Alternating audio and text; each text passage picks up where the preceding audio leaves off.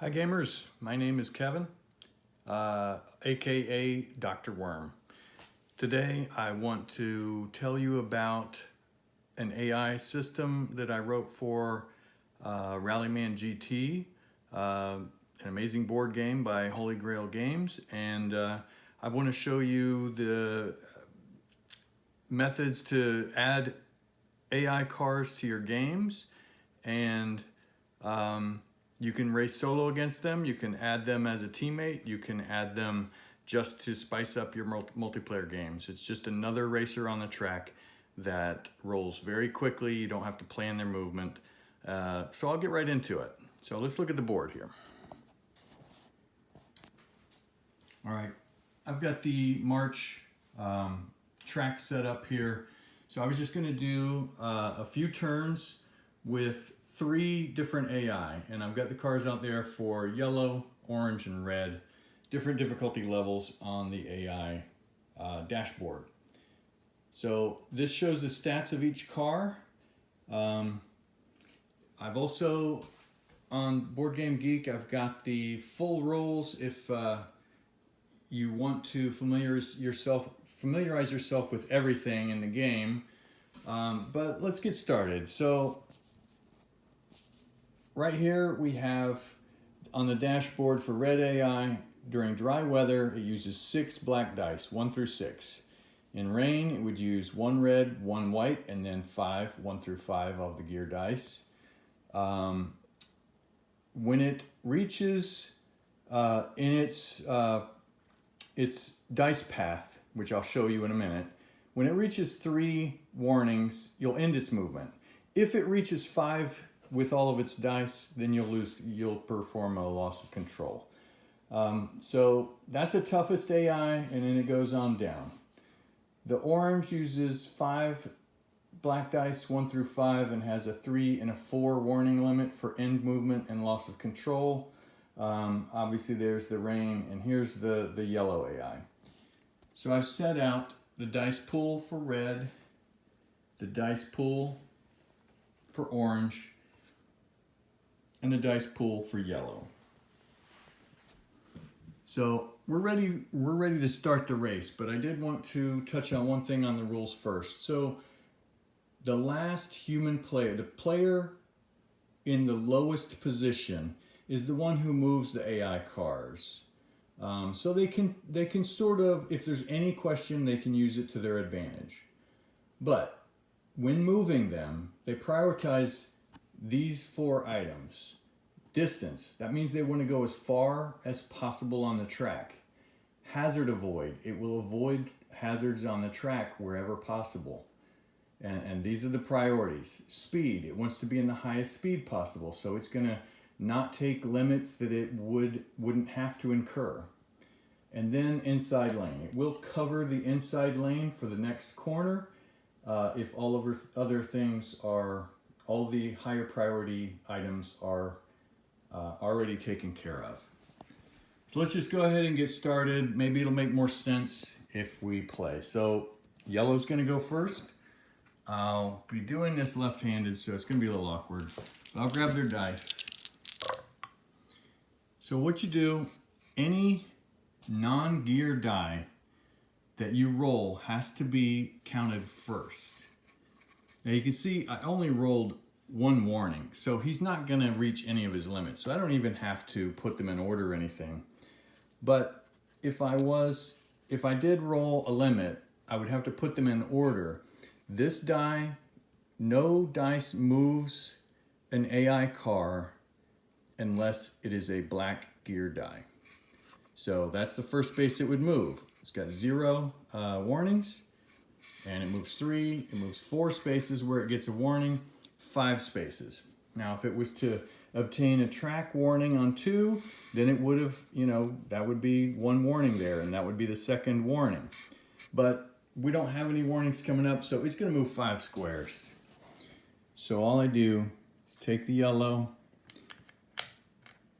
and there's the fastest lane, 1, 2, 3, 4, because it's going further on this space. Actually, no. So in its total movement, it's gonna, yeah, it will move out here.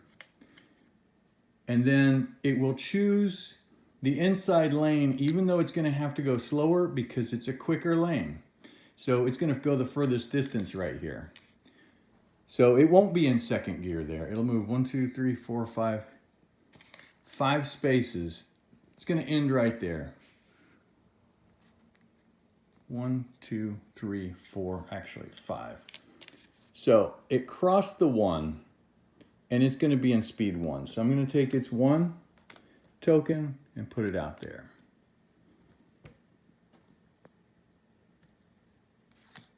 So the reason it chose this path is because it's shorter, and it chose this path because it's shorter.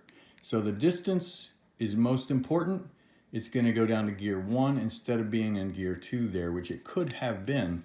But since it was only moving 5 spaces, if it went out here, it wouldn't have gained as much distance. So it wants to go as far on the track as possible. It's aggressive. So now orange is going to go. Look at its dice. And roll, and we have 2 warnings. But it's going to move 5 as well. It's going to go 1, 2, 3. And as it moves, if you need to determine what speed it's going at any time, it always picks up 1 speed. So it was 0 here. It was 0 here. 1, 2.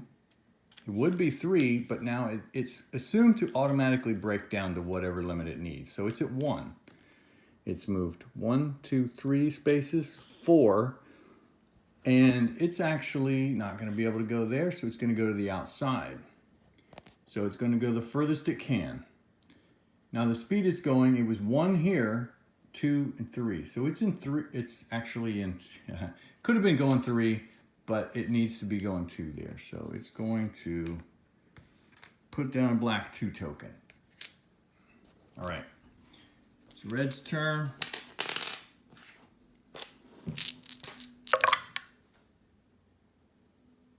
Two warnings. So he's moving 6 squares if possible. 1, 2, 3, 4. And then he's going to be blocked at 5. All right, he was in gear 1 here, so he advanced to 2. He'll be at speed 2. Real easy. So he has to abide by all the track rules that every car on track would normally abide by.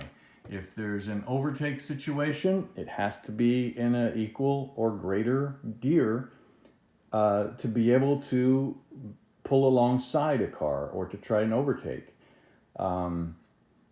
And so all of the normal rules that you would see in the Rallyman game are still in place for these AI. All right, so we're gonna move over to the black turn, and who goes first? Looks like orange gets to go first because he's in gear 2. So he only rolled 2 warnings, so he should be good to move 5 squares. Usually what I do when I'm not holding a camera is I'll take my offhand and count the speed as I go just to make it quicker.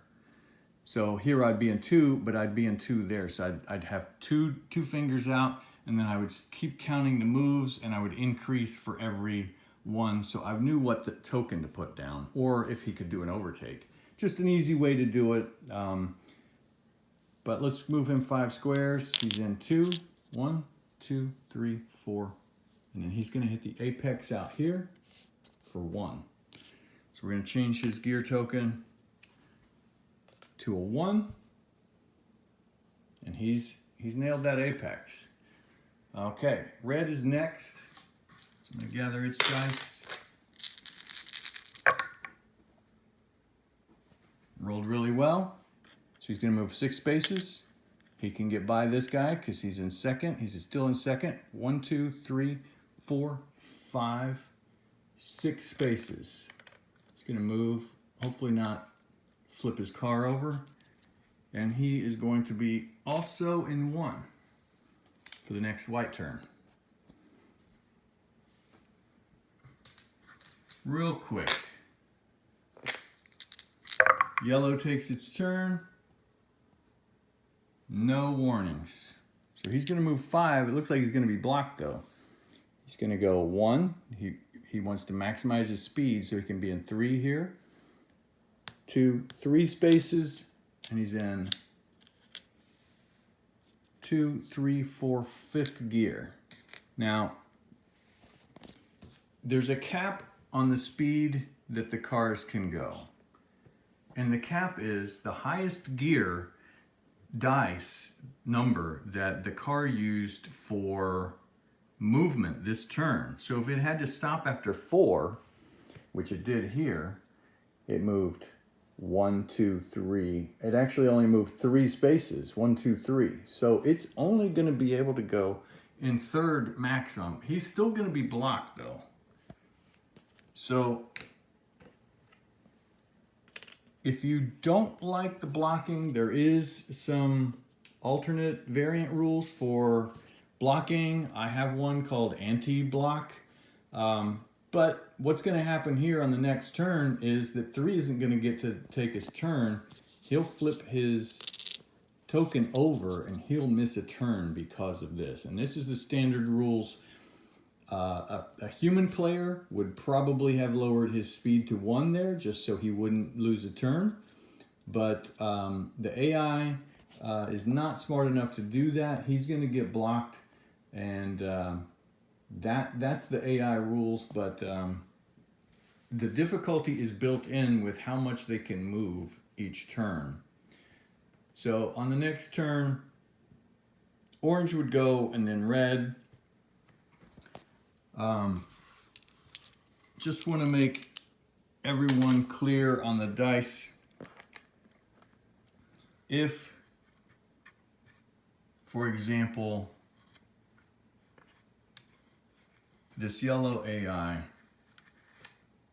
had rolled this, they would stop once they accumulate their 3rd warning. So they would only move 2 spaces and they would stop. He hadn't attained 4 yet. You see, yellow, if it needs 4 for the loss of control. So in that roll right there, it wouldn't lose control.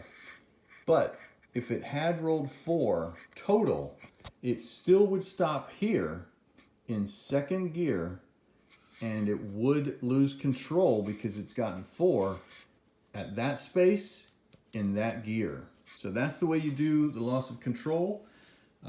Anytime they begin a turn in the rain, they will change their dice pool. Usually you're going to add a die or 2 to slow them down, because you're going to get more warnings if you are rolling more dice. The pit stops, briefly, it's only there in case they obtain damage. So let's talk about damage really quickly, and then that should be it. Damage is, if you draw a black damage token, you lose your highest gear in its dice pool. If you get a -1 coast die, then you add a coast die to its dice pool. The maximum number that it can be in its dice pool is 2. And the same way for red gear damage, you add 1 to their pool and a maximum of 3 total in their dice pool. And that's it for the AI. I hope you enjoy it. Hopefully people can have some fun with this, since we're all locked down with stay-at-home orders and everything that's going on in the world. Be safe. Have a good time with games, and hopefully everybody will be healthy. Peace out.